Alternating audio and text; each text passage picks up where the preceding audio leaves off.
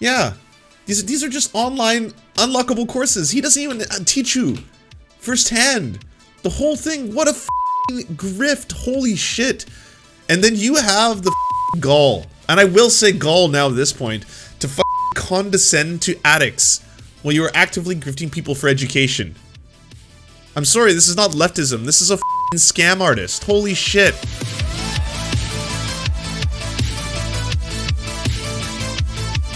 Alright everybody, we got a little bit of drama. We got some Contrapoints versus vegan. This one isn't going to be too wild, but I'm sure by now most of you who are tapped into these circles know about what went down. Now, perspective philosophy, I believe is... Everyone's saying this is a Destiny Orbiter. I don't know this is a Destiny Orbiter. I think this is just someone who is a vegan debate person, maybe a debate bro, I'm not entirely sure. Obviously knows an incredible amount about philosophy. Could be someone who's, you know, I believe they are... Oh, I should just keep the hat on screen at all times, eh? Here we go. There you go, everybody. It's exactly where it belongs. Oh my god. Yeah, who's a LARPer now? Now who's a LARPer? Yeah, that's right. Not me. This is legit. Yeah. Well, I guess I can't. I have to watch how I move now. Oof, this is kind of restrictive. Can I get it? Hey, Code Miko, can you teach me how to do this stuff in real time? Because mine's very lo-fi. I can move it with my... Oh, it's not even... I'm not even doing this properly. It's not... No, that's not working out. Maybe I'll just make it really big. There. Now I don't have to worry about where it goes. Okay, no longer a LARPer. But anyways, obviously, I'm guessing is a philosophy student, maybe on his way for a doctorate. We'll find out. We'll do some research. Makes this tweet right here. Surely Contrapoints, a drug addict, could do some learning. Could do with learning some self-ish denial. Just another internet socialist incapable of restraining their greed. Now, this has to be one of the most, and I'm sorry, I can't do this hat anymore, it's just too ridiculous. This has to be one of the most, like, ridiculous, I assume, privileged, upper middle class, you know, overly educated in one single field take on drug addiction, to say something like this. It's absolutely ridiculous. I saw so many people get outraged by it, the way. Let's full context this one, okay? I find it impossible to believe that anyone who actually likes tofu. What do you like about it? The lack of taste or the lack of texture? But it takes on flavor of seasoning. You know, what does that way better though? Meat. I get that veganism is good for animals and the environment, and that's really noble and honorable of you, but it is a barren life of deprivation and self-denial. Now, Contrapoints obviously making jokes online. A lot of people took this the wrong way. To the people who said that this was racist, that is ridiculous. There is legitimate institutional and structural racism that is effectively harming people, and to say that someone making a tweet about tofu is in fact that form of racism, I'm sorry, but like, you're off your rocker there. Tofu, like anything else, can be cooked in a variety of delicious ways. I personally am not a huge fan of tofu, but I am a fan of many other things that happen to be predominantly from Eastern cuisine, and I will say that I oftentimes eat more food from those parts of the world, you know, doesn't matter which country in particular, than I do Western food, because I find them more delicious. But that's just my own palate. I like spicy things, okay? I like things that have Szechuan, I like things that have curries, I like fusions of different genres of food, but I love it all. I have a place in my heart for almost everything. Doesn't matter. But anyways, you can take this up as a bad tweet, that's just like an anti-vegan tweet, fine. But anyways, this was just so much worse for those who are outraged. Indulgence can be destructive, restriction restorative. An addict victimizes themselves with their actions, just as non-vegans victimize animals. Do you understand this? An addict victimizes themselves with their actions. Victimizes themselves. This is so very incredibly fucked up. I'm going to assume perspective philosophy hasn't had to deal either with addiction in their own life or deal with family members who are addicts. I unfortunately have. I have lost my sister and one of my best friends to fentanyl overdoses as a result of trying to, again, procure drugs that are very tainted on the black markets in Canada. We are in the middle of an opioid epidemic. It is fucking tragic. And the way to treat addicts and addiction is not like this. It's not to vilify them. It's not to treat them as if they are, victimizing themselves in any way, shape, or form. It's first off to try and get them a secure form of drugs so they don't kill themselves while trying to get high on any given day. You have to put yourself in the mindset of someone who is in just full-blown addiction. Because there are people who use drugs recreationally who are not completely addicted to them. But those who are completely addicted, it is the literal only thing they think about from the moment they wake up to the moment they go to bed. You know those same systems in your mind, the dopamine system, the serotonin,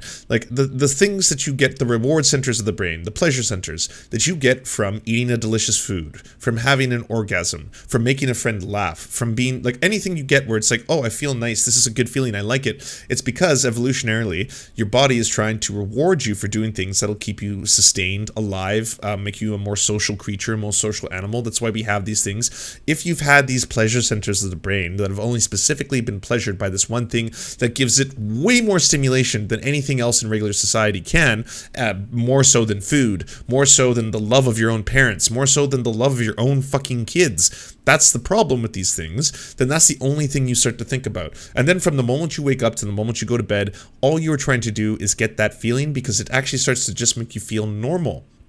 When you don't have it at all, you feel horrifyingly bad, as if you are just like in the depths of the worst forms of anxiety, depression, as well as physically sick. That is all combined, so you feel at absolute horrendously. This is going to be what is now the baseline, right? So you got to get high to get back up to here. And unfortunately, a lot of them want to still feel good in addition to that, so they do more and more. They use stronger and stronger shit. Like one of the saddest things when I was volunteering in the downtown east side of Vancouver, where there's the worst crisis of the opioid addiction problem right now, was having to talk to people about this issue and firsthand having them be like, you know what's really fucked up is that if someone has died from a dose, the dealer who sold that dangerous dose actually gets sought out, not because the drugs may be tainted, but because that might be the strongest stuff on the street. So people actually start going after that stuff because it's like, oh fuck, that must be so strong that it's literally killing people, which is like a really, again, hard thing to wrap your head around because you're like, why would anyone do this? It doesn't make any sense because you don't have, your brain isn't wired this way yet, you know? Like all of you innocent, wonderful people, you have to understand that unless you've gone through that, you don't understand the way that they are actually thinking about life. So to vilify addicts in general, which by the way, Contrapoints has, as an addict, I think Contrapoints came out once or twice and has said that she was an alcoholic and then she's doing much better now, or she's off the wagon at any given time. But just to be like an addict, you know, it's in like fucking vile vilification, disgusting addicts. Drudge. Overindulgence can be destructive to self and others. That's all I was pointing out. Happy Thanksgiving. See you at Christmas. Vosh says, this guy's weird about me too. Most sane VDSer. And he says, well, you're weird about children. Self-restraint is good, useful, and ultimately freeing. It frees us from the self-destruction, war, poverty, famine, addiction, and exploitation. You dumb motherfucker. Self-restraint does not free you from addiction. The only thing holding back an addict from like their next use isn't like, ugh, I'm so very weak. If only I had the strength and moral conviction and perspective philosophy to be able to like, you know, temper my desires, my strong desires for the drug. But oh no, another day goes by. I'm weak. Oh, teach me one day perspective philosophy. I hope to be as strong as you. Self-restraint equals bad. Gonna eat some turkey today, even though I hate it in honor of this freak vegan moment.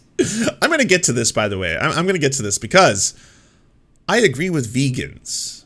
I think that it is not only a more ethical way of living, but I think it is sustainably far better for the environment. In order to have the meat that we meat consumers have, we have to use an inordinate amount of food production, water, just to produce food to be able to feed to the things that we will then turn into food. And in that process and pursuit under capitalism, especially because we have this hyperconsumption and we overproduce food in the current system we have, thank you, K-pop girl. As a vegan, I dislike vegans who try to lodge of veganism. This guy sounds like an anti-fap joy kill. Best possible description. Anti-fap joy kill. Yeah, I couldn't agree more. I'm gonna get to that K-pop girl because I'm gonna get to what is important is actually getting more people to eat vegan and how we can actually go about doing that and how we have successfully proven how we go about doing that using facts and logic. Yes, I'm going to have to use some actual statistics here. All right. But anyways. When it comes to perspective philosophy and this fucking atrocious goddamn take, you can pursue veganism without stigmatizing addiction. Completely agree with this, by the way. I'm not. Addiction is awful and painful, which is why therapy to aid self-restraint and recovery is essential. She has many of the same sympathy I reserve for animals. Oh, how nice of you. How benevolent. Perspective philosophy, once again. You mean besides addiction being a form of exploitation? Or how self-restraint and solution are to both problems? Only through taking responsibility for actions can we find the cure for destructive and self-destructive behaviors. You lose agency when you're a full-blown addict. Full-blown addicts choose the addiction over their own children. That's right. They know what they're doing could result in them losing their kids to the state or province, which is what has happened to family members of mine, and yet they still choose the addiction. And like, genuinely, if you weren't an addict and you said that to someone, hey, you're going to lose the one thing you love the most in your life, your own child, if you get high. You're going to lose that, potentially forever. Would you make that choice? Everyone would say no. Everyone, like, obviously not. Are you kidding me? To get high? No, that's ridiculous. Trust me, okay? As someone who can recreationally get high, I'm never going to make that choice. That's because you don't know what is going on in the mind of the addict. At that point, they've gone so far into their addiction that they will sell everyone else. Like, I was betrayed by my sister multiple times. My family was betrayed by my sister multiple times. They'll tell you, addicts always will, that like, oh yeah, of course, everything's better now. I'm making a turn. Everything's for the good. Please, can I stay at your place? Boom, place is canvassed, everything is like stolen, and it's being sold somewhere to go feed like a month worth of addiction somewhere between you and your posse. Cousins of mine who are like severe addicts, I have had to lie to them about where I live because if they knew where my house was, they would case it. My own family would like go to my place to steal the computer I'm broadcasting from right now. Not because they have a personal vendetta against me, not because they hate me, not even because they don't love me, because they are so addicted that they have to do anything they can to get that fix, that next fix, which is why harm reduction is so very important when it comes to people who have true addictions. If you are coming at this from a perspective of some weird benevolence right now, which is perspective philosophy seems to be trying to logic his way through this, and also post through this fucking hilariously, getting ratioed all over the place because this is abhorrent behavior by anyone who calls himself a leftist. Like, you care about all animals except for humans who are addicts, apparently. It seems that's like do you know what advocating for self-restraint is going to do to people who are legitimate addicts who are like trying to do whatever they can to get their fix? They're going to die. They're going to die. Addicts will die. They are dying. 5 people die every day in British Columbia from fentanyl overdoses. 5 people. By the time I'm done my stream, 1 person will have died from a fentanyl overdose in this province because they will do anything they can to get high, and the drugs are so fucking tainted on the street right now. That's abhorrent. So the opioid crisis, which has affected fucking, like, everyone knows someone who's affected by the opioid crisis at this point in the United States, a family member of a family member, a friend of a friend, it doesn't matter. Yes, a lot of this has to do with capitalism. Yes, a lot of this has to do with, from the top on down, all these Purdue Pharma fucking pharmaceutical companies were advocating for doctors to start prescribing their products, which they knew to be highly dangerous and addictive, and then to do exactly what perspective philosophy is doing right here, twist the whole thing around afterwards and blame it on the people, blame it on the addicts. Fuck. Well, it's their fault. They're not showing self-restraint. We gave them a prescription. We told them that after a week they have to stop taking these highly addictive drugs, but they're still doing it because they have no self-restraint because they're fucking savages. So, I mean, it's their problem at the end of the day. If only they had access to the psychiatry and self-help. Like, first off, this individual has never, ever dealt with someone who's an addiction counselor. I have dealt with many of them. I have spoken to many of them. Their advocacy, by the way, total sidebar, how did this happen again? I am now reserved to the fact that we're going to be stuck in a perpetual world where Vosh is always trending for whatever reason. Like, Vosh opens his mouth trending on Twitter. I mean, to all the detractors, whatever you're doing, if you hate Vosh, you're making him infinitely more famous. If he trends on Twitter for free, do you know the millions of dollars you're giving him in advertising by doing that every single day? Anyways, Total sidebar. But anyways, this motherfucker has never dealt with an actual psychiatrist or counselor in addiction, or has spoken to people in addiction therapy. And I have spoken to many of them. This attitude of vilifying addicts, telling them that why don't they just, show more self-restraint, show more control over their addictions, has been proven time and time again to be ineffective. You are making it more dangerous for people by stigmatizing their addictions, by making them seem as if they're just a bunch of weak individuals who just don't have control. It's just like, at the end of the day, if only they would have more self-restraint, if only they could afford to go to a psychiatrist, which is really fucking expensive, by the way, but if only they had the restraint to go to a psychiatrist and get the help they needed to stop their addiction.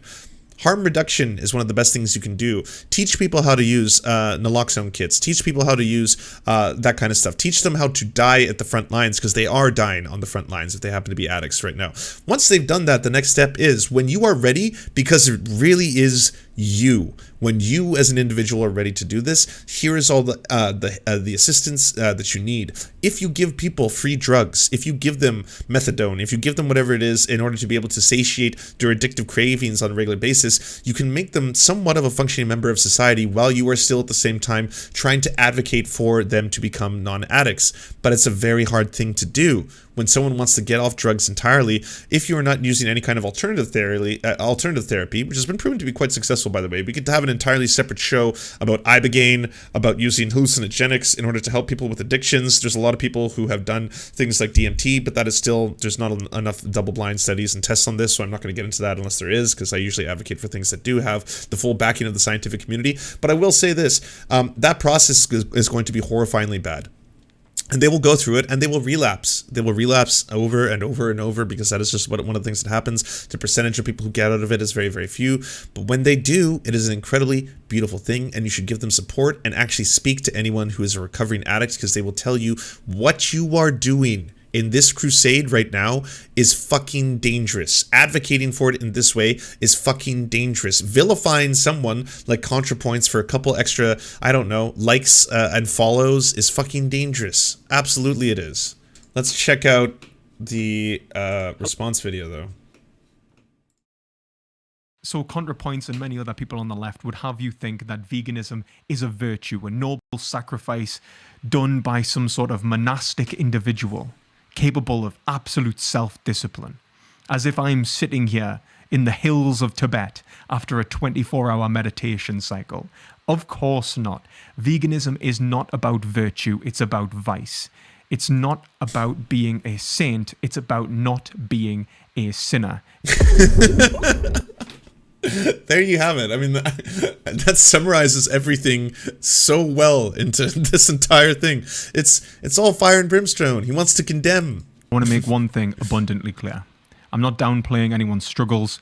I'm not undermining anyone's hardships. I understand that self-destructive behaviors can be absolutely, unbelievably detrimental to an individual's life and freedom and happiness. And I've experienced the very same self-destructive behaviors in the past, whether it's in my relationship with addiction or in OCD, when I've compulsively washed my hands until they've bled.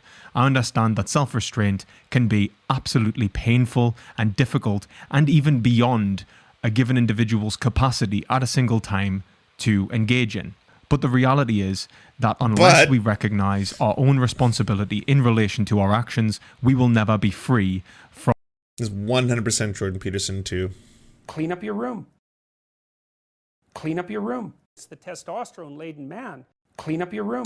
Do you know why everyone mocked Jordan Peterson when he was addicted to benzos? If you were on the left, ideally, and I really hope you didn't do this, but you weren't mocking his addiction itself. You were mocking his hypocrisy, his massive hypocrisy. The person who had been advocating for people for years to just clean up their rooms.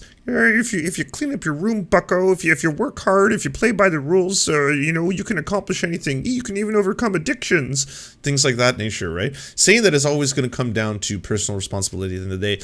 Like, have you looked into the reasons what causes addiction, why people are addiction? It is very varied. It's all over the place. Sometimes it can be from extreme poverty. Most of the time it can be from abuse. It can be from physical or sexual abuse. It can be from people self-medicating because they don't have access to proper things, like, again, access to mental health care, access to healthcare in every other respect. But this idea that, like, at a certain point, you know, we're just basically going to have to accept that it's personal responsibility at the end of the day. I'm not trying to downplay your personal struggle. I mean, I've had my own myself, but I'm just saying that, like, you know, clean up your room, bucko. From those compulsive or harmful behaviors that we engage in. And so any good therapist will tell you the road to recovery is through accepting the responsibility for your actions. And it's something that I've struggled to do in the past, and it's something that all of us struggle to do every day of our lives to varying degrees. So I recently tweeted Contrapoints, a position which I thought was less controversial than clearly it is, about how addicts could learn self-denial. And this was in response to her tweet, in which she said that a vegan life was barren and destitute. It's a fucking joke, you humorless clown. Like, no, you are the Jordan Peterson. Holy shit. Like, I could not believe that she had the audacity to say such a thing. And of course, being a vegan and seeing the harm that could be done from a tweet like this, and seeing her numerous tweets and numerous engagements with veganism, which have ultimately led to her engaging and continuing to engage in exploitative behaviors, obviously I was upset. But not for myself, but for animals. Billions of animals die every year. 46 million died for Thanksgiving alone. So it's no small issue. We are living in an age which is a mass genocide.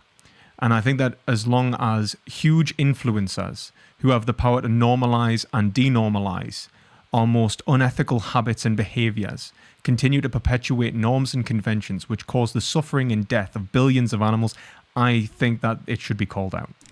But I also saw a poetic irony in this. It seemed that an inability to restrict oneself was causing both the self-destruction of this individual and the harm of the other.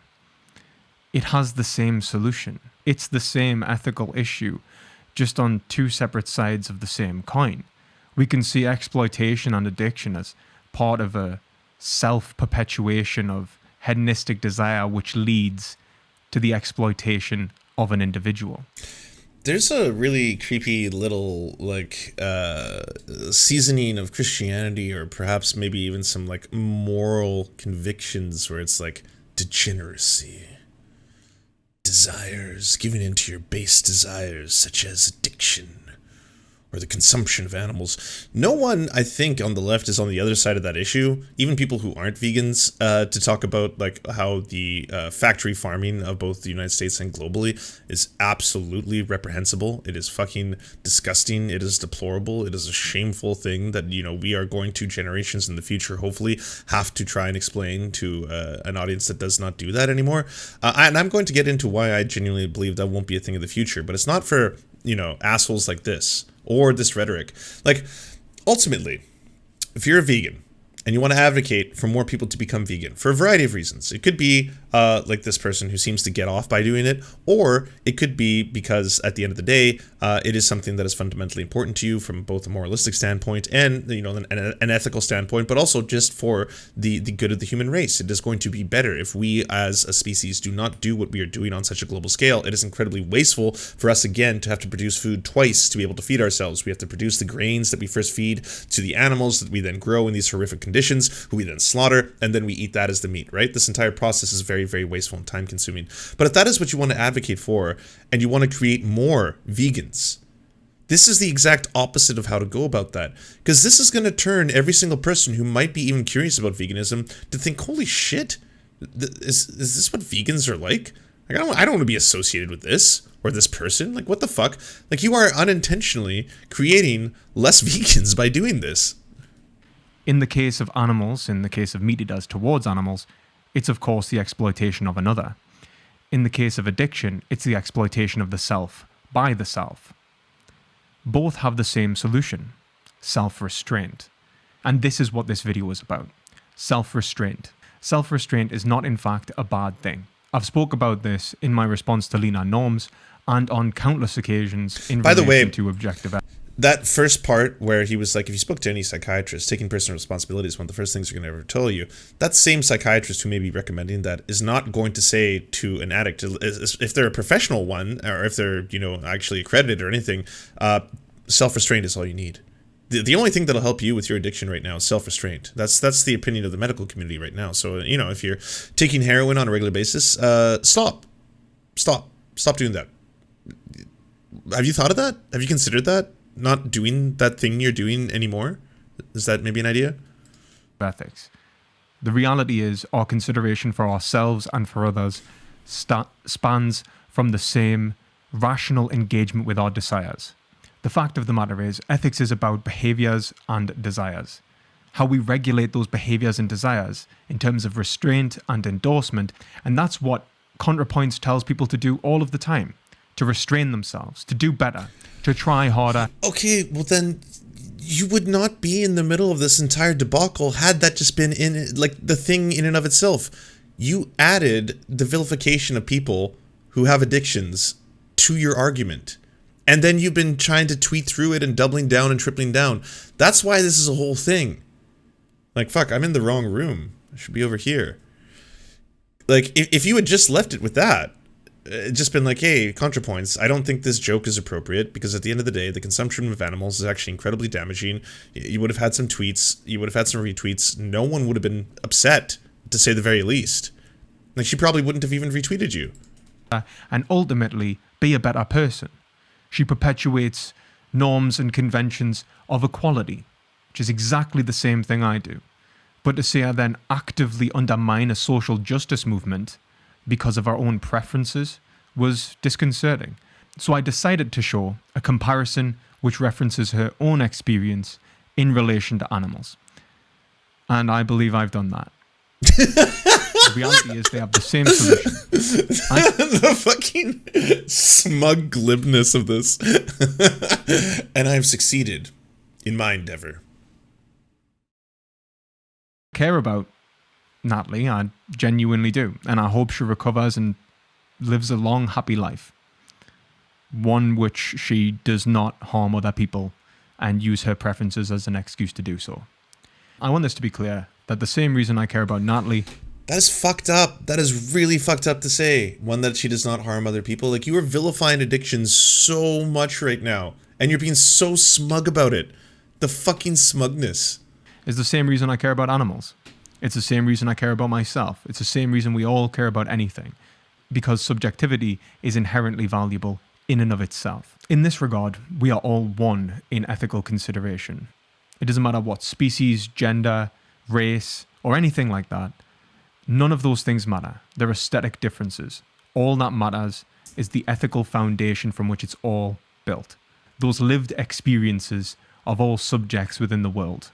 So why did I choose the point of addiction and not, let's say, something else? And the reason is deprivation, self-denial, the restriction of desires, and how, in the case of addiction, it's clear-cut. We understand that the addict needs to restrict their desires. Oh, this is so much worse. Holy shit. Yeah, 100% no fap. 100%. Yeah, no, yeah. He is basically the Coomer emote. Like, he looks like him too. So, goddamn. Yeah. Restrict your base desires. Holy shit. Yeah, no. Again, that's... If you are an addict, you've gotten to the point of addiction, as in you do not have control anymore over whether or not you choose to use that drug, then you've lost control. You no longer have agency in that regard. Again, like someone who is in the throngs of full-blown addiction, and I know you started this video by saying that you yourself have experienced this. Like, I wish you would, I don't know, extrapolated that a little bit. I mean, if it's like, I used to love coffee and I stopped drinking coffee, then fuck you. But if it's something more serious, I retract my fuck. But like, at the end of the day, they don't have that option anymore. Like, if they will choose their addiction over their own kids. Isn't that enough for you to actually be like, well, yeah, maybe this is more serious than just that? Of course, people on Twitter took this as merely restricting desires. Of course, none of these people have ever had to restrict their desires to the point in which it might cause an extreme pain and angst within their lives. And they may not have self-destructive behaviors, but I have. And I understand the pain and the suffering and the turmoil it can bring to try and change yourself and be a better person. This dude is creepy as fuck. Holy shit, this is creepier than Jordan Peterson. At least there's some like whimsy when it comes to Peterson. but that's all we truly can do. And so I want to really drive this home. Self-restriction can be our freedom. And with like he reminds me of like a vicar during the Inquisition who would just like, you know, be demanding that you find purity within yourself while whipping you nude. Without it, we are lost. We lose ourselves to addiction. We spiral downwards into a path of destitution and dependence upon substances, or upon experiences, or even in relation to self-destructive behaviors like self-harm. These things can get a grip of ourselves, and really we become the victim of ourselves. And so when we restrain ourselves from these unethical desires of self-destruction, we are free. And that's what therapy is about. Therapy is usually based on bolstering an ego, making the individual stronger so that they can resist. This guy's heart is in the right place. Jones Bones. If you are vilifying addicts, no, it is not. And again, as someone who's personally had his life affected by people with addiction and lost family members to addiction, it's a massive fucking tragedy. Approaching it from this perspective makes it more dangerous.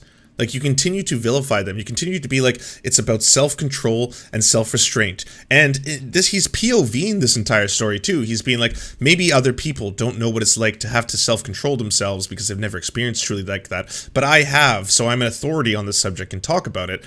Like, holy fuck, no, this is not how you deal with people with addiction. We are in the middle of an opioid crisis. In multiple countries, by the way. It's not just affecting the United States. Like, I live near the downtown east side. That's where the epicenter of the opioid crisis is in Canada. And it's like, trust me, if telling people to have self-restraint and control was all it took to help problems of addiction, then this problem would have been over a very long fucking time ago. There would be no crisis. Like, holy shit. Do you know how many family members would, like, have their sons and daughters' lives still around? If only we'd have been able to tell somebody, hey, by the way, stop using. Oh, stop using. Oh, shit. I was gonna use. Oh, fuck. That. Okay, yeah. Yeah, I'll do that thing. Stop using. That makes way more sense. Desires which are self-destructive, whilst also combating emotional and psychological issues which can lead to unhealthy and negative desires, to allow people to express their drives in a more rational way. And that's what therapy is about. And that's exactly why it's a subset of ethics. We engage. Cool story, bro. By the way, not everyone can afford a therapist. Like, a therapist can be very, very expensive, especially if you're going to go see a psychiatrist. Maybe you can afford a counselor, or maybe you can have a counselor appointed to you by the state or the province. But fucking going to a therapist, getting a therapist, yes, that is an upper middle class thing that is not afforded to the average person. There are so many problems in my country, I'll tell you, for example, in Canada, of people not being able to afford therapy, not being able to see that, not being able to seek help for mental health. So yes, I agree with you. It would probably go a very long way and help a lot of people with addiction to go see therapists. To the thousands, and I do mean thousands of addicts who live in Vancouver right now, many of whom live on the street, who actually have to live every day on the street, they're not getting access to therapists. There is not 1,000 therapists just lining up to give each one of these people free counseling by virtue. The closest thing there is to helping them right now are emergency centers being set up to give people injections of Naxalone for when they overdose so they don't die on the street that given night. That's where the state of this is now. So to be like, if only these people could seek therapy, they would understand and control their base desires, as I have. Well, guess what? That's just not an option for everybody. Engage in therapy to modify behavior for the same reason that we engage in ethics, to modify behavior. It's all done for a common good. And that's what I'm trying to point out here. So Contrapoints and many other people on the left would have you think that veganism is a virtue, a noble sacrifice done by some sort of monastic individual. Perhaps we should consider some of the root causes for addiction, capitalist greed to sell opiates and horrible conditions. I assume you just tuned in because I went to that exact same spiel already. His take is a pure middle-class sheltered life take. Yeah, I agree. Perspective philosophies, clarification. Clarification. Aren't we watching the clarification? To clarify, I did not mention addiction as an insult, but I understand how some people may have misinterpreted my message. Contrapoints referred to a vegan life as a barren life deprived of self-denial, strikingly similar to how addicts view their life without their addiction. I was attempting to highlight... Jesus Christ. Fucking... That tweet was before the video. Ah, okay. I understand. Well, now we have clarification. Capable of absolute self-thing with veganism. 46 million animals. All individuals feeling pain and pleasure, fear, suffering, crying out, usually in dark, cramped spaces, so that individuals can have a preference for their flesh. It's not something that can be mocked, laughed at, downplayed. Yeah, no one is on the other side of this. I am not trying to justify any of that. In fact, here's my thing with this, and what really surprises me. Say you advocate for something, like myself. You advocate for land back indigenous rights quite a bit on your show, right? Is it going to be more beneficial for me to have a regular show where I start the thing up and then I say, all white people are settlers. They are horrifyingly disgusting settlers. They have blood on their hands, literal blood. Yes, you carry it on your hands. Look down right now. You will see they are red, most likely from the blood of the colonization that every single one of you has done. You are disgusting. Shame on you. I spit on you. I spit on every single one of you. Anyone who is not fighting this moment to give land back to indigenous people by the sword itself is in fact a police officer of the highest, like, you can tell right away that, like, no one is gonna, like, people are gonna tune the fuck out. They're gonna be like, what is this? Or they'll just play me to mock me, obviously, because it would be fucking, like, what is this fire and brimstone nonsense, right? Yeah, clip, sure, I'm sure it's completely clipped. But anyways, or is it more beneficial? Because ultimately what I want is not to posture, is not to, like, make people think, wow, that guy, he's really badass, he talks about, like, land back and calls everyone colonizers, it's fucking hilarious. No, is to actually have land back victories and have indigenous people win land back. So, if you are a vegan and you're advocating for veganism, which again is a noble pursuit, getting more people to eat vegan is not only healthy for their lifestyle, it is better for the environment, it is also better for animals themselves, because we treat animals in the most inhumane fucking ways possible. I am on board with all of you. So what exactly is going to win? Is this? Unfortunately not. Because this has been tried. People have been doing this strategy for a very, very long time. The whole, like, people showing up, showing you videos of factory farms, disgusting you, even documentaries that show that, they have been proven statistically to have a temporary effect, right? People will stop eating for a little while, and then at some Thanksgiving dinner, someone's going to have some fried chicken out there, they're going to smell it, all of those endorphins are going to go off, and they're going to be like, okay, well, maybe just one little one. I mean, it's already dead, it's not going to hurt anything, it's already been killed. Oh my god, I love it so much. Oh god, I've been missing this. Oh yeah, I gotta have 12 burgers right now, where is it? And then it all comes back. By the way, we haven't brought up the fact that there's a lot of addictive properties to the way manufactured modern food is processed. You got fats, salt, sugars, all that stuff, but another discussion for another day. So, you want more people to become vegan. Guess what? Great news, everyone. They are.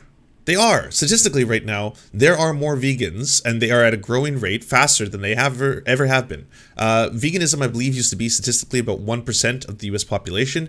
As of right now, they are making a shocking 6% of the US population. This is a good thing. What has changed that? What has changed consumer behavior? Turns out it's not something you're really going to like. It's a little bit more trendy. It's kind of like veganism TM, but a lot of it happens to do with a trending towards plant-based eating, because we have a lot more products on the markets these days, and it's become a bit of a fad. It's become a bit of a thing. Your Impossible Burgers, your plant-based burgers, your Beyond Meats, all this kind of stuff. Plant-based foods are becoming the new organic. Yes! In addition, Nestle, one of the evilest companies in the world, but is also the largest food company in the world, predicts that plant-based foods will continue to grow and the trend is here to stay. So, it turns out, a lot of people, they agreed with you. A lot of people don't eat meat because they get off at the torture of animals. They eat meat because they like the taste of it, and also sometimes they like the reward system, what they're getting back from it. So as all these, like, modern new versions of meat alternatives started flooding the markets, now we have meat chicken tendies at A&W's. I can go to my A&W's, I can get vegan chicken tendies and enjoy them, and they taste pretty damn close to real chicken tendies. People are going to choose that. Turns out Beyond Burgers, once they became an option and they didn't taste horrid, even though Beyond Burgers, I'm sorry, they're not that great. Impossible Burgers, way better than Beyond Burgers. Impossible Burgers actually taste like meat. Beyond Burgers taste like this kind of nifty coconut turnip product. But anyways, I'm going all over the process. How highly processed are these meat alternatives? Very highly processed. They're not healthy. No, this trend does not coincide directly with an increase in health, but I'm talking about what is exactly winning over right now. Here's more compelling proof to prove the global demand for plant-based foods is increasing. Search data from Google Trends shows an impressive worldwide increase in interest in veganism from 2004 to 2018. Top regions include Israel, Australia, Canada, Austria, and New Zealand. There's been a 600% increase in people identifying as vegans in the US in the last 3 years alone, according to a report by Global Data. Only 1% of consumers used to be claimed to be vegan in 2014. In 2017, that number is rising to 6%. There's other factors, by the way. There's going to be, of course, a concerted effort to people being like, well, how can I help this whole global climate catastrophe? That's a big problem as well. What can I do? In the UK, the number of people identifying as vegans has increased by 350%, increased from a decade ago. So it's basically gone from 1% to 6% overall. Portugal, vegetarianism rose by 400% in the last decade. You know what's funny though, by the way, as someone who often does eat a kind of a vegan-based vegetarian hybrid style diet myself, but I do have moments where I will eat meat occasionally. Instead of recommending like plant alternatives, I would recommend recommending Indian food. I mean, I'm sorry for people who don't enjoy spice, but holy fuck, is Indian food ever incredible. It is like everything across the board. It's one of the few forms where, like, if someone's like, do you want to go get food, and I'm going to a vegan Indian restaurant, I'm just as excited as if I was going to a steakhouse. I'm going to be like, fuck yes, baby. Oh man, yeah, get me some of this shit. I love it all, right? I love dals. I love fucking chickpea curries, all of it. Oh man, it's just like suck it to my veins. Fucking delicious chutneys, unbelievable. Dosas, unbelievable. All that shit. I love that stuff. It is so fucking good. All of it. And it's also fun to cook at home. Maybe I'll do a cooking stream one time. I got really heavy into making homemade Indian food that a lot of people were kind of blown away that someone as creamy as myself was pulling off. But anyways, the fire and brimstone style stuff, it doesn't work. It statistically doesn't work. You do not convert people to veganism. Like, unfortunately, some things, like if there is, lab-grown meats, once lab-grown meats become affordable and mass-produced, that is going to replace a very large sector of the meat production industry. And I hope it does, to be totally honest with you, because it should. It's way more humane if we are growing unsentient meat just in like little jars and vials. How healthy it's going to be, how cost-effective, how much more money are we going to save? I mean, what I've read, the reports so far seem to think that it has a much better environmental impact than the current systems that we have, such as just regular meat, outside of the ethical element. But advocating for things like that, advocating for plant-based alternatives that could be delicious, right? Like Impossible Burgers, Impossible Nuggies, whatever. That kind of stuff seems to work, seems to change more people, because people, like, they're not eating meat because they get off at the idea of watching animals suffer. Like, unless you're a psychopath, and I don't mean that to be an armchair activist or anything, or to be an armchair psychiatrist. Like, if you are an actual, like, diagnosed psychopath, and you do not have any response to watching human animal suffering, you most likely care about whether or not animals are suffering. You've just detached yourself from factory farming. You've pushed it out of you don't think about it at the end of the day. No one does. We're so far removed from the production line when we go to the supermarket, or even better, or I should say worse yet, when we go into the store and we buy a burger, right? Like, I'm not thinking about like the grain that was grown from scratch and harvested to feed the cow that was raised for a couple years in captivity. The tomatoes that were grown somewhere in South or Central America, harvested early, green, and then they were sprayed with a chemical that makes them ripen rapidly in a cargo ship that transported them, then combined with sugar, created the ketchup that I find, like, you don't think about any of that shit. You're like, oh yeah, food, nom nom nom nom nom, delicious, and then you go about your day, go do something else, right? And to be honest, even people who want to be vegans, or just like, so much of the way that food is produced and consumed under capitalism, unfortunately, makes us hyper-directed toward these things that are going to have very high amounts of fat, salt, sugar. Like, the fact that obesity is such a large problem in America has a lot to do with the way that manufactured mainstream food is made. There's so much corn syrup and so much of it. Like, these are things that you could be advocating for, educating people on, right? The food deserts that people live in. Poverty plays such, like, it's such a thing to be like, you are shameful because you eat meat, when a lot of poor families that don't have the education to understand why it's better to eat vegan or why the food they eat or is damaging, they're not thinking about that. They work fucking 2 jobs. They want to put food on the table. They want to give their kids a meal. Guess what? Fucking Little Caesars is going to give them 2 fucking large pizzas for $12 or whatever the latest special is. That's going to feed the whole family for $12. Whereas if they go off and they're going to make an organic, delicious, sustainable, vegan meal for all their kids and teach them about why this is all an impressive thing, it's going to take hours to procure all these things and put them together and to find these plant-based alternatives. That is just not realistic. Right? Like, you understand why, on a main scale, what you're advocating for is going to be available in a lot of ways to very upper middle class bougie people who want to have vegan TM. You could, and I genuinely believe Perspective Philosophy, because he seems very serious about this, could be someone who genuinely wants veganism for everybody because it is deeply about the ethical sustainability. Sorry, not even the ethical aspect of sustainability, but about the fact that from a moral standpoint, animals are sentient and should not be slaughtered, and we are doing it on a mass scale that is horrifying. Probably the case, all right? I genuinely believe that's what he believes. But in your advocacy, what are you actually achieving through doing it this way? Through framing it this way? First off, a lot of people who don't have a university education probably won't understand a lot of the concepts you're speaking about in the first place. In addition to the fact that if you were advocating for them to eat vegan, it's going to be very difficult for them to do that if they are in regions of the United States that have food deserts. Like, that is where you should be placing your advocacy.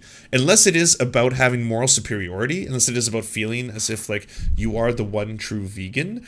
If it's not about that, and it's genuinely about converting people to veganism on a mass scale, if that is what you want, then you should be doing things that are going to be more effective at achieving your goals.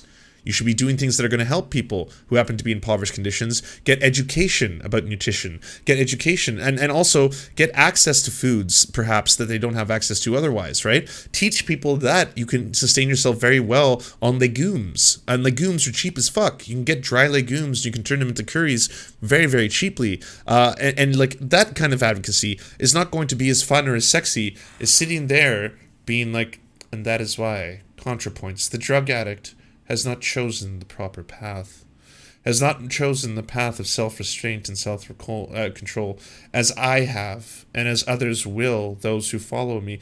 Like, that creepy shit is not going to convert anyone to veganism. You know? That's just the case. And please, stop talking down to indigenous people if they're not vegans. It's also something I found in those circles. As in, like, oh yes, they're slaughtering whales unsustainably, and it's cruel, and they have to realize their moral. Like, stop trying to impose your moral framework on other communities that aren't liberated yet. I think it's incredibly yikesy. Can you pull up a photo of the grocery prices and none of it? Sure. Yeah, here we go. Vegans are indigenous people should be vegans by force. Like, fucking $28 for a bag of grapes. 28 bucks. Here's a good one. Veggie hummus, snacking favorites. 70 bucks. 70 fucking dollars. Yes, but I feel that if they showed self-restraint, they would understand that they should be willing to make a sacrifice in this case. They can work harder. They can work longer hours to achieve this. Every single one of them. And they must, if they are to have the correct moral framework. Otherwise, they are as villainous as the very addicts who inject themselves with sin every day. I would hope other people would find this. How the fuck is that $70? Because it's an incredibly remote part of Canada. It's shipped out to a very, very remote part of Canada. Like, here, I'll show you. This is why when people complain about Nunavut, it's often directions. We are here, well, I am here right now. This is me. This is where I'm broadcasting from, okay? Now, Canada is massive, if you didn't know. This is how fucking enormous the country is. So even though it's not the scale right now, when we zoom in an area, this is where we're talking about. And this is one of the areas that gets a lot of, controversy from white Western vegans who will be like, why are they doing traditional hunting of animals? Like, it's just so very cruel that they will kill and eat the fat of the whale that is a sentient creature that is beautiful. How could they ever do this? They are monsters and they must be stopped. And it's like, sure, okay, they should all become vegans in that region. Do you know how much hummus costs to ship out there? Do you know how much it costs? Like, not to mention that their hunting techniques are typically sustainable at the end of the day. Like, you may not like it. You may not like the fact that they have to kill a sentient animal in order to live, as they've been doing for like thousands of years. But at the end of the day, to then like impose this moralist framework and judgment on them for doing that when the food prices in that area are like obscene is just so very fucked up. Like, what plants grow out here? This is a frozen area. I mean, maybe in the future it'll all melt and it's all going to turn into, you know, beachfront property and this whole area will be filled with farms, fine. But for the time being, like, you know, nothing grows out there. It's such a bizarre thing for like white Western leftists to say that, like, you know, they are disgusting savages for doing this. Perspective Philosophy's philosophy class costs $533. What? He teaches philosophy classes? Okay, wait. No, does he do it as part of a school? Like, is he part of an academic institution, or is that just his personal philosophy class? Fucking, what a capitalist! Are you kidding me? Are you accredited afterwards? Like, what do you get from it? You just learned philosophy online? You gotta be kidding me. Perspective Academy, an introduction to Western philosophy. A comprehensive introduction to philosophical thinkers and theorists read throughout history. 5 reasons to study philosophy in 5 minutes. Have the courage to use your own understanding. Have the courage to use your own understanding. These are the words of Immanuel Kant from the 18th century, and I think the best description of philosophy to date. Of course he's a Kantian. From the ancients to the contemporaries. My name is Lewis Howarth. I've graduated from 2 of the top 10 universities in the UK, you bougie piece of shit. I'm now studying for my PhD. My passion is philosophy. Holy shit, you weren't kidding. 399 pounds. Fucking Christ. And you're supposed to be a leftist? What the hell? What a scam. What an absolute scam. Yeah, you know what Philosophy Tube did with Philosophy Tubes, like with her entire catalog? She went onto YouTube and then she wanted to teach everyone for free what she had learned from a very high institution. And so she did that. She didn't start like, hey, by the way, I'm Philosophy Tube, I'm Abigail. If you want to learn more, it only costs 399 pounds. Or, fuck, there's an installment plan. There's a fucking installment plan. If you can't afford it, and you might have to go into debt, 4 easy payments of 99 pounds a month. Holy shit. He's fucking changed the price in the last 10 minutes for me, because it was $4.78, because I haven't refreshed the tab. Do you have a screenshot? Holy shit. You gotta be kidding me. What a fucking grift. And to sit there and fucking moralize about fucking addicts, to sit there and be like, if only they had the self-control. If you want to learn about self-control, click right here, $3.99, only 399 pounds. I mean, that's got to be close to like 500 bucks Canadian. Let's do some conversion. Oh, what do you know? It's actually $682.96 Canadian. Almost 1 month's of rent to be able to give this motherfucker your time as he teaches you an introduction to Western philosophy. I wonder if it's even like one-on-one, or is it just links to videos? Is it just links to pre-recorded videos? You absolute fucking grifter. It probably is. You probably hit standard price, he gets the $6.28 Canadian or whatever, and then all of a sudden that unlocks a fucking course. And then we get to watch a course that he gets to teach you. Oh, how benevolent. Thank you. Thank you for teaching me these things, leftist. Here you go. Damn, Lance, you got cheap rent? No, I got expensive as fuck rent, because I live in Vancouver. But if you move outside of the city, or hey, I used to live in a basement suite in Vancouver, and my rent was about $1,100 a month, Canadian, in a basement suite. Yes, it absolutely was. Ha! Wow, what a steal. The more people report on this and the more people talk about him, the cheaper it'll get in price. Come on, get in while it's hot. I mean, fuck. All some other leftists have to do is make a segment on this fucking dude, and then all of a sudden we're gonna have this drop down from $3.99 to $2.99, $1.99. Who knows? They may even offer to give it away for free at some point. It's a fucking bargain. Yeah, no, you were right. Whoever said cult leader vibes, you were entirely correct. That is fucking shameless. That is shameless. Now, I don't know what got you to the point where you were able to go. And by the way, this is coming to someone. I also went to university. Okay, I went to university. I have a degree in English literature. I'm not going to shit on you just for going to higher education. I would like higher education to be free for everybody. You know, much as it is in a social democratic country. So it doesn't matter what your educational or social status, what your social status or class may be, you have an access to education. In fact, education should be completely free and accreditable through the internet. We have the technology now to do that. Why don't we do that and also make it accredited? It's the accredited part that's always going to be held at bay, because you know why? If it's not accredited and you can't get a job from it and people can get it for free, well then that could destroy all this entire house of cards that we have set up, where these massive institutions are racking in tons of money and private corporations can then print degrees like paper as long as you pay. As long as you pay. As long as you pay. Lots and lots of fucking money. And that goes right down to this motherfucker.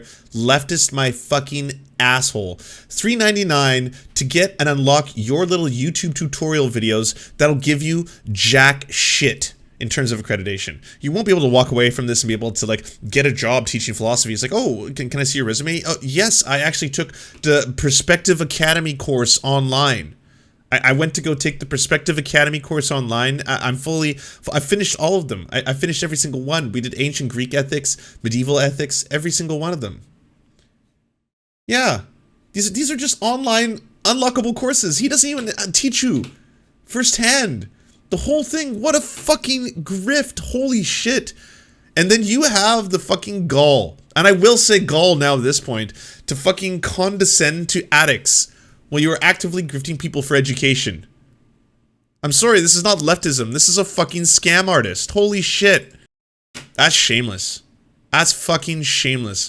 Fun fact, he's been doing it for 10 years. This means he has the cheaper uni prices in the UK before they also went up in price. God damn. Yeah, that's fucking disgusting. The price needs to be $3.99 in the US and Canada, but it's $4.74 in the UK and at least Germany. Oh, nice. Well, we get a discount over here. That's amazing. Do you support this masterclass? This is pretty much the exact same thing as masterclass. Look, hey, you can do whatever you want. You can do whatever you want to be able to get an education, but this doesn't count as an education in the sense that you'll be able to get a better job from your employers in the way our system is structured, which I don't agree with, all right? I don't agree with that. So maybe it's just he's just trying to be a whole, like, get yours in the interim, you know? Upload his course material to Sci-Hub. Jack all his stuff and put it for free. No, obviously, I can't condone that anyone does that. Obviously, that is a very terrible thing to do. All right, that's a full-on Roblox. I can't believe he's doing this. Heyo. Education should be free. It should be free for everybody. Education should be free. Healthcare should be free. Fuck. I mean, in essence, I mean, if you want to get down to it, if you want to go down to the pure Marxism, eventually we should be working towards a moneyless, classless, stateless society. Everything should be free. We should change the way we think about work itself. But anyways, yeah, I mean, we do live in a society, TM, so he's welcome to teach people his little fake university course that gives them absolutely nothing outside of they'll learn about some of these things that they can learn for free on the internet already. I mean, I would recommend Philosophy Tube. Go there. Even fucking liberals, even libs, like the fucking Vlog Brothers, made Crash Course for free. They made Crash Course Philosophy for free, so everyone has access to it. That was part of their entire mandate. Those two fucking libs, alright, out-leftied you here. And Crash Course is great. It's a fantastic starter and primer to a whole bunch of really complicated issues. I myself have taken crash courses when it's talking about something that I don't know, and I think it's a beautiful thing that they want to make that educational free for everyone, for everybody. Holy fuck, you got out-leftied by a couple of libs, by a fucking pair of libs, you know? Holy shit. And there's so many courses. They've expanded Crash Course into a whole bunch of different fields as well. It continues to grow. Like, thanks to that's what the internet should have been. Before it got all into itself with NFTs and blockchains and other bullshit and fucking endless porn. I mean, the endless porn is fine, but still, it should have been about free education for everybody. Everyone should have access to the same education. It's to democratize all of these things, you know? education should be free, but educators should make a living off it. Well, of course, we live in a society, TM. But that's why when I first heard about this, I was like, oh, okay, wait. If he's working for a university and he's teaching some online courses and people get accredited through it, inshallah. But if it's just to learn about philosophy from this online course that he's already set up that won't give you any kind of accreditation, so it doesn't actually help you further your own career in philosophy, it's the same kind of shit you can get free off the internet already, like, you're just grifting. Improve your thinking. You will experience the development of philosophy era by era, structured into specific branches, so you can learn the wisdom of thinkers from Plato to Vincentire on compass, from metaphysics to politics. Like, my word. This will come down to who can deliver the lower propensity and mid propensity voters.